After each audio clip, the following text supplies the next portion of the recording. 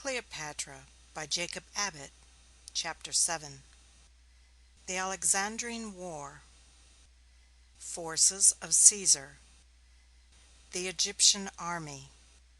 Fugitive Slaves. Dangerous Situation of Caesar. Presence of Caesar. Influence of Cleopatra. First measures of Caesar. Caesar's stores. Military engines. The mole. View of Alexandria. Necessity of taking possession of the mole. Egyptian fleet. Caesar burns the shipping. The fort taken. Burning of Alexandria. Achilles beheaded. Plans of Ganymede. His vigorous measures. Messengers of Ganymede. Their instructions. Ganymede cuts off Caesar's supply of water. Panic of the soldiers.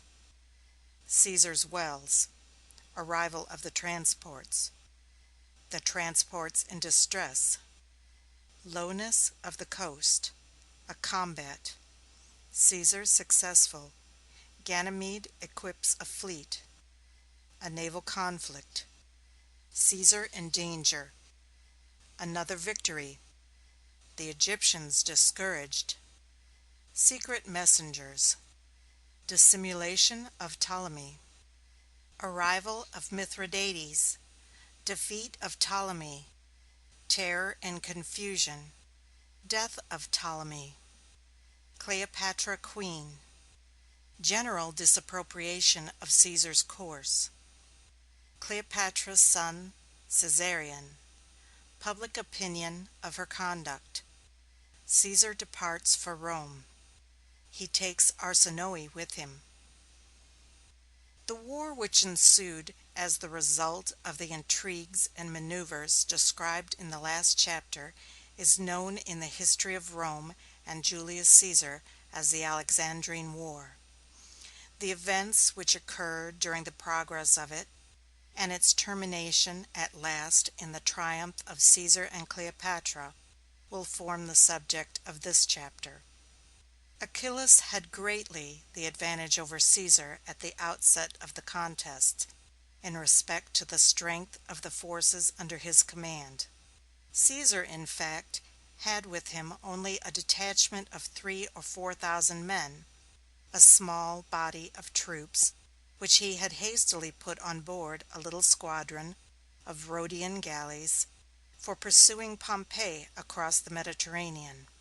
When he set sail from the European shores with his inconsiderable fleet, it is probable that he had no expectation of even landing in Egypt at all, and much less of being involved in great military undertakings there. Achilles, on the other hand, was at the head of a force of 20,000 effective men. His troops were, it is true, of a somewhat miscellaneous character, but they were all veteran soldiers, inured to the climate of Egypt, and skilled in all the modes of warfare which were suited to the character of the country. Some of them were Roman soldiers, men who had come with the army of Mark Antony from Syria when Ptolemy Auletes, Cleopatra's father, was reinstated on the throne, and had been left in Egypt in Ptolemy's service when Antony returned to Rome. Some were native Egyptians. There was also in the army of Achilles a large number of fugitive slaves, refugees who had made their escape from various points along the shores of the Mediterranean at different periods, and had been from time to time incorporated into the Egyptian army. These fugitives were all men of the most determined and desperate character. Achilles had also in his command a force of 2,000 horse. Such a body of cavalry made him, of course, perfect master of all the open country outside the city walls. At the head of these troops Achilles gradually advanced to the very gates of Alexandria, invested the city on every side, and shut Caesar closely in. The danger of the situation in which Caesar was placed was extreme, but he had been so accustomed to succeed in extricating himself from the most imminent perils that neither he himself nor his army seemed to have experienced any concern in respect to the result. Caesar personally felt a special pride and pleasure in encountering the difficulties and dangers which now beset him, because Cleopatra was with him to witness his demeanor, to admire his energy and courage, and to reward by her love the efforts and sacrifices which he was making in espousing her cause. She confided everything to him, but she watched all the proceedings with the most eager interest, elated with hope in respect to the result, and proud of the champion who had thus volunteered to defend her. In a word, her heart was full of gratitude, admiration, and love. The immediate effect, too, of the emotions which she felt so strongly was greatly to heighten her natural charms. The native force and energy of her character were softened and subdued. Her voice, which always possessed a certain inexpressible charm, was endued with a new sweetness through the influence of affection. Her countenance beamed with fresh animation and beauty, and the sprightliness and vivacity of her character, which became at later periods of her life boldness and eccentricity, now being softened and restrained within proper limits by the respectful regard with which she looked upon Caesar, made her an enchanting companion. Caesar was, in fact, entirely intoxicated with the fascinations which she unconsciously displayed.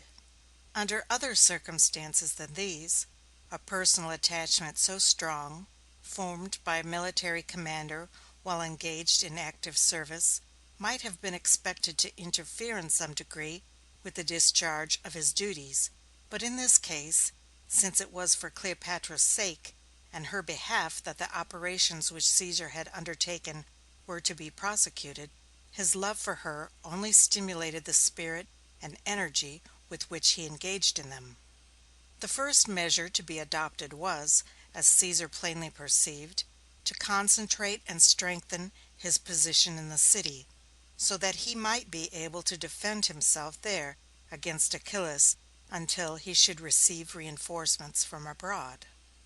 For this purpose he selected a certain group of palaces and citadels which lay together near the head of the long pier of causeway which led to the Pharos, and withdrawing his troops from all other parts of the city, established them there. The quarter which he thus occupied contained the great city arsenals and public granaries. Caesar brought together all the arms and munitions of war which he could find in other parts of the city, and also all the corn and other provisions which were contained either in the public depots or in private warehouses, and stored the whole within his lines. He then enclosed the whole quarter with strong defenses. The avenues leading to it were barricaded with walls of stone. Houses in the vicinity, which might have afforded shelter to an enemy, were demolished and the materials used in constructing walls wherever they were needed, or in strengthening the barricades. Prodigious military engines, made to throw heavy stones, and beams of wood, and other ponderous missiles, were set up within his lines, and openings were made in the walls and other defenses of the citadel, wherever necessary, to facilitate the action of these machines. There was a strong fortress situated at the head of the pier, or mole leading to the island of Pharos, which was without Caesar's lines, and still in the hands of the Egyptian authorities. The Egyptians thus commanded the entrance to the mole. The island itself also, with the fortress at the other end of the pier, was still in the possession of the Egyptian authorities, who seemed disposed to hold it for Achillas. The mole was very long, as the island was nearly a mile from the shore. There was quite a little town upon the island itself, besides the fortress or castle built there to defend the place. The garrison of this castle was strong, and the inhabitants of the town, too, constituted a somewhat formidable population, as they consisted of fishermen, sailors, wreckers, and such other desperate characters as usually congregate about such a spot. Cleopatra and Caesar from the windows of their palace within the city, looked out upon this island, with the tall lighthouse rising in the center of it, and the castle at its base, and upon the long and narrow isthmus connecting it with the mainland, and concluded that it was very essential that they should get possession of the post commanding, as it did, the entrance to the harbor. In the harbor, which was on the south side of the mole, and consequently on the side opposite to that which Achillas was advancing toward the city, there were lying a large number of Egyptian vessels, some dismantled, and others manned and armed more or less effectively. These vessels had not yet come into Achillas's hands, but it would be certain that he would take possession of them as soon as he should gain admittance to those parts of the city which Caesar had abandoned. This was extremely important to prevent, for, if Achillas held this fleet, especially if he continued to command the island of Pharos, he would be perfect master of all the approaches to the city on the side of the sea. He could then not only receive reinforcements and supplies himself from that quarter, but he could also effectually cut off the Roman army from all possibility of receiving any. It became, therefore, as Caesar thought, imperiously necessary that he should protect himself from this danger. This he did by sending out an expedition to burn all the shipping in the harbor, and, at the same time, to take possession of a certain fort upon the island of Pharos, which commanded the entrance to the port. This undertaking was abundantly successful. The troops burned the shipping, took the fort, expelled the Egyptian soldiers from it, and put a Roman garrison into it instead, and then returned in safety within Caesar's lines. Cleopatra witnessed these exploits from her palace windows with feelings of the highest admiration for the energy and valor which her Roman protectors displayed. The burning of the Egyptian ships in this action, however fortunate for Cleopatra and Caesar, was attended with a catastrophe which has ever since been lamented by the whole civilized world. Some of the burning ships were driven by the wind to the shore, where they set fire to the buildings which were contiguous to the water. The flames spread and produced an extensive conflagration, in the course of which the largest part of the Great Library was destroyed. This library was the only general collection of the ancient writings that had ever been made, and the loss of it was never repaired. The destruction of the Egyptian fleet resulted also in the downfall and ruin of Achillas. From the time of Arsinoe's arrival in the camp, there had been a constant rivalry and jealousy between himself and Ganymede, the eunuch who had accompanied Arsinoe in her flight. Two parties had been formed in the army, some declaring for Achillas, and some for Ganymede. Arsinoe advocated Ganymede's interests, and when, at length, the fleet was burned, she charged Achillas with having been, by his neglect or incapacity, the cause of the loss. Achillas was tried, condemned, and beheaded. From that time, Ganymede assumed the administration of Arsinoe's government, as her minister of state and the commander-in-chief of her armies. About the time that these occurrences took place, the Egyptian army advanced into those parts of the city from which Caesar had withdrawn, producing those terrible scenes of panic and confusion which always attend a sudden and violent change of military possession within the precincts of a city. Ganymede brought up his troops on every side to the walls of Caesar's citadels and entrenchments, and hemmed him closely in. He cut off all avenues of approach to Caesar's lines by land, and commenced vigorous preparations for an assault. He constructed engines for battering down walls. He opened shops and established forges in every part of the city for the manufacture of darts, spears, pikes, and all kinds of military machinery. He built towers supported upon huge wheels with the design of filling them with armed men when readily available to make his assault upon Caesar's lines, and moving them up to the walls of the citadels and palaces, so as to give his soldiers the advantage of a lofty elevation in making their attacks. He levied contributions on the rich citizens for the necessary funds, and provided himself with men by pressing all the artisans, laborers, and men capable of bearing arms into his service. He sent messengers back into the interior of the country, in every direction, summoning the people to arms and calling for contributions of money and military stores. These messengers were instructed to urge upon the people that, unless Caesar and his army were at once expelled from Alexandria, there was imminent danger that the national independence of Egypt would be forever destroyed. The Romans, they were to say, had extended their conquests over almost all the rest of the world. They had sent one army into Egypt before, under the command of Mark Antony, under the pretense of restoring Ptolemy Auletes to the throne. Now another commander, with another force, had come, offering some other pretext for interfering in their affairs.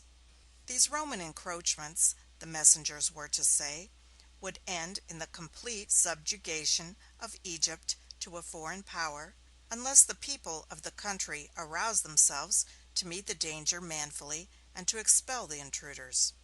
For some time the army within could not understand these changes, and when, at length, they discovered the cause, the soldiers were panic-stricken at the thought that they were now, apparently, wholly at the mercy of their enemies, since, without supplies of water, they must all immediately perish.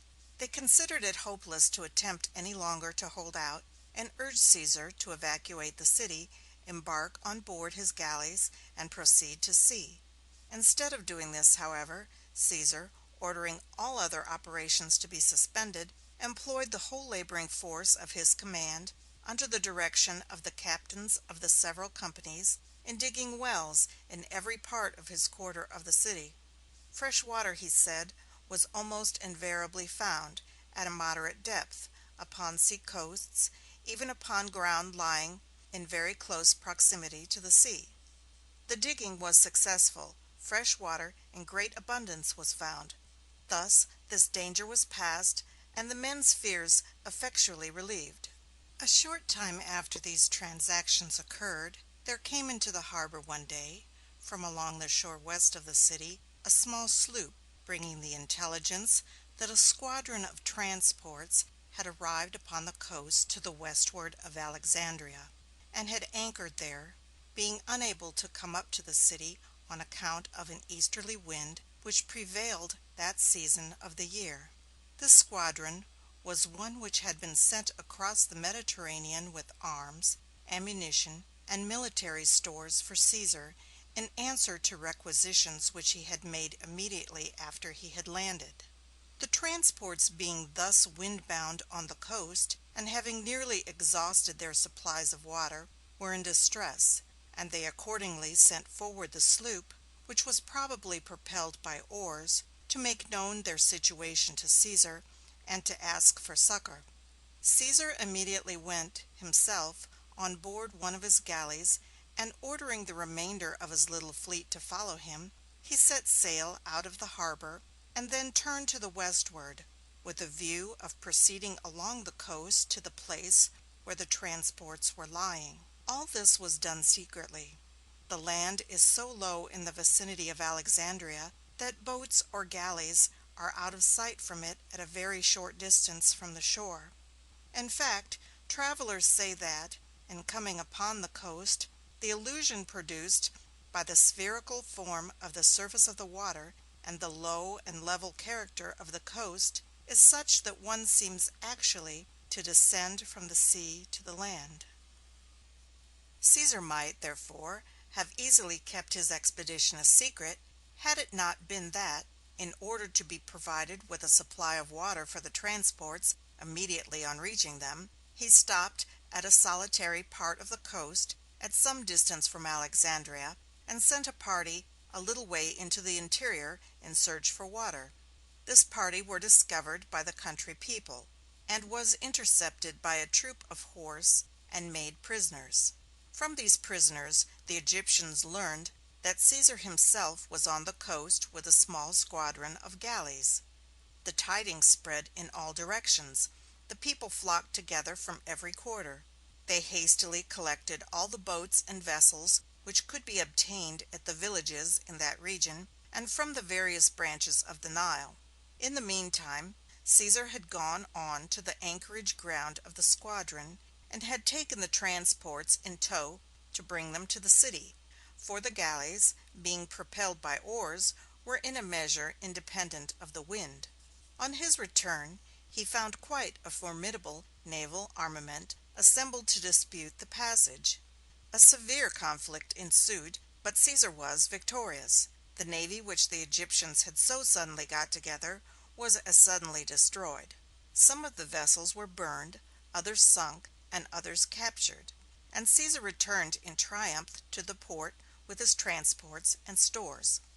He was welcomed with the acclamations of his soldiers, and still more warmly by the joy and gratitude of Cleopatra, who had been waiting during his absence in great anxiety and suspense to know the result of the expedition, aware as she was that her hero was exposing himself in it to the most imminent personal danger.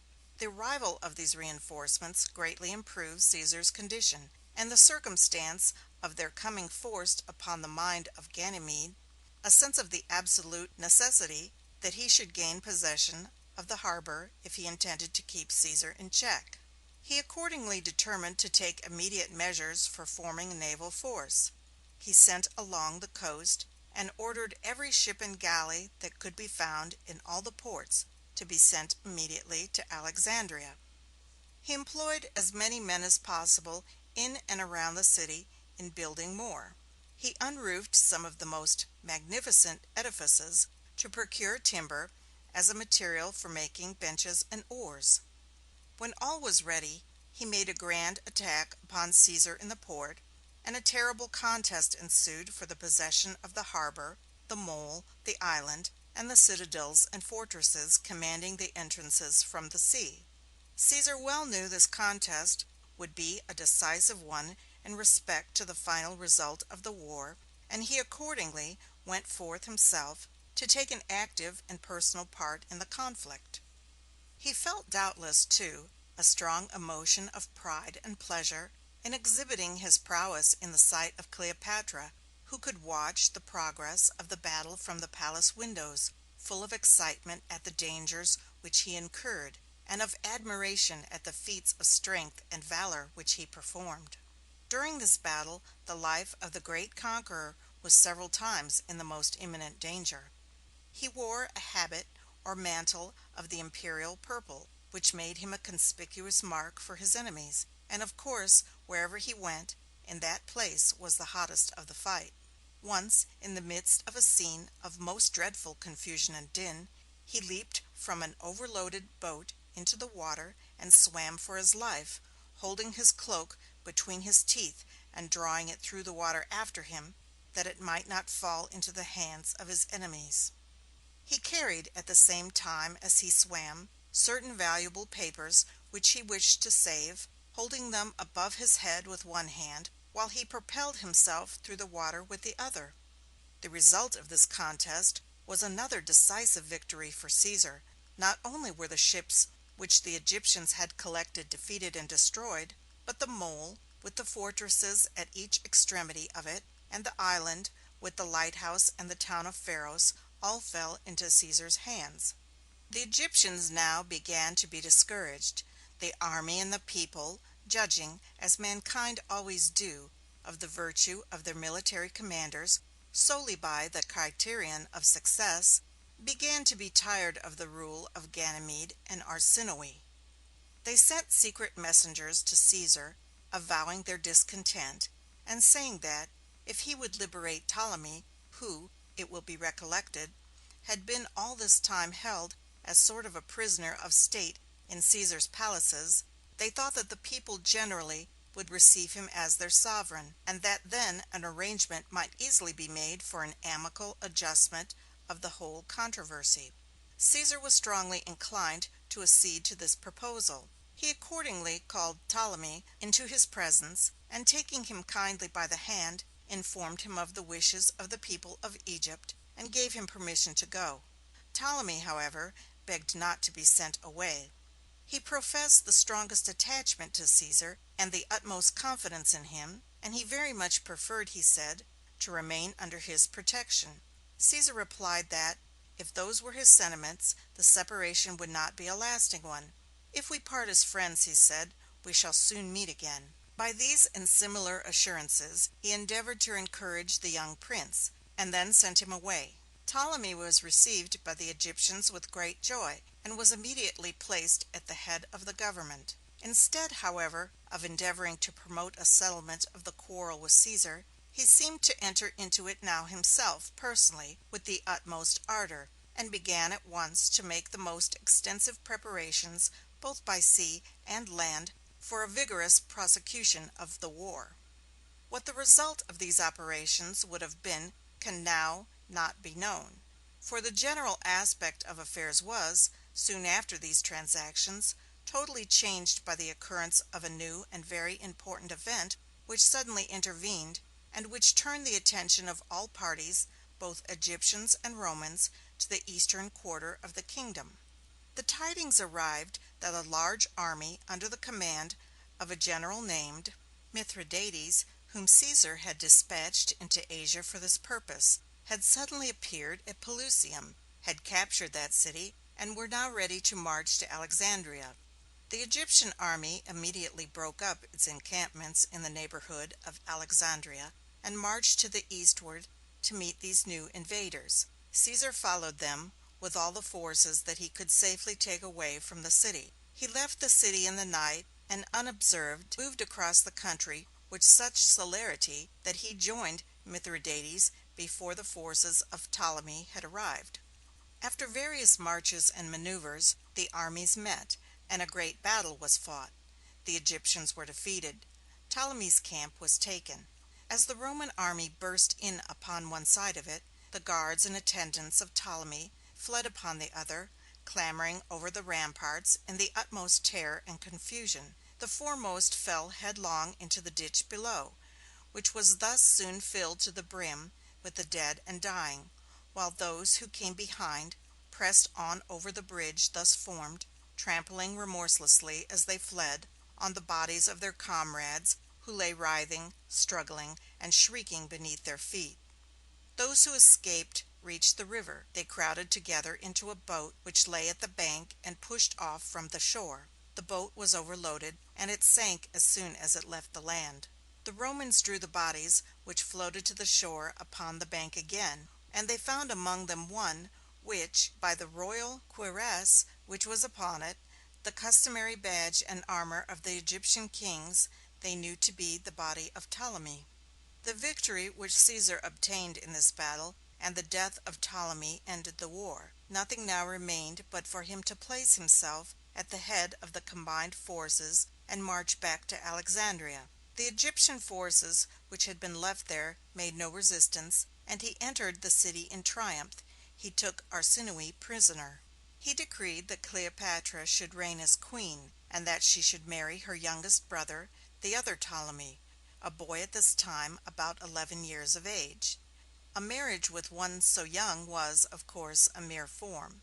Cleopatra remained as before the companion of Caesar. Caesar had, in the meantime, incurred great censure at Rome and throughout the whole Roman world, for having thus turned aside from his own proper duties as the Roman consul and the commander-in-chief of the armies of the empire, to embroil himself in the quarrels of a remote and secluded kingdom with which the interests of the Roman commonwealth were so little connected. His friends and the authorities at Rome were continually urging him to return. They were especially indignant at his protracted neglect of his own proper duties, from knowing that he was held in Egypt by a guilty attachment to the queen, thus not only violating his obligations to the state, but likewise inflicting upon his wife Calpurnia and his family at Rome an intolerable wrong. But Caesar was so fascinated by Cleopatra's charms, and by the mysterious and unaccountable influence which she exercised over him, that he paid no heed to any of these remonstrances. Even after the war was ended he remained some months in Egypt to enjoy his favorite's society. He would spend whole nights in her company in feasting and revelry. He made a splendid royal progress with her through Egypt after the war was over, attended by a numerous train of Roman guards. He formed a plan for taking her to Rome and marrying her there, and he took measures for having the laws of the city altered, so as to enable him to do so, though he was already married. All these things produced great discontent and disaffection among Caesar's friends and throughout the Roman army.